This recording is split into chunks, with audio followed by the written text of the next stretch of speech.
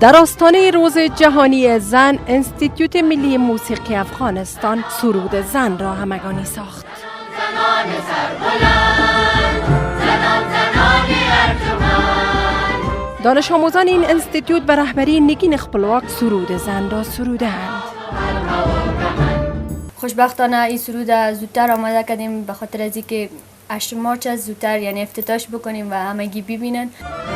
سرود زن در شرایط سروده شده است که تنها در این سال زنان کشور گواه خشونت‌های بی پیشینه به ویژه کشتن و سوزاندن فرخنده، سنگسار رخشانه و سربریدن تبسم بودند.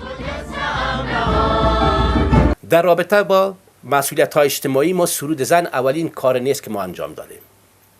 ما در سال 2012 فکر میکنم دقیق اگه باشم دعای صلح را به کنفرانس بن روان کردیم که صدای مردم افغانستان از طریق موسیقی به گوش جهانیان برسانیم. شعر زنان سربلند از سلیمان لایق است و این سرود از سوی احمد فرید شیفته کمپوز و ترتیب شده است. احساس میکنیم که از طریق موسیقی پیام خود با جامعه با مخاطبهای خود بسیار راحت‌تر تونستیم شریک بسازیم. انستیتوت ملی موسیقی افغانستان 14 سال پیش تنها یک دانش آموز دختر داشت، اما اکنون 50% دانش آموزان این انستیتوت دختران است.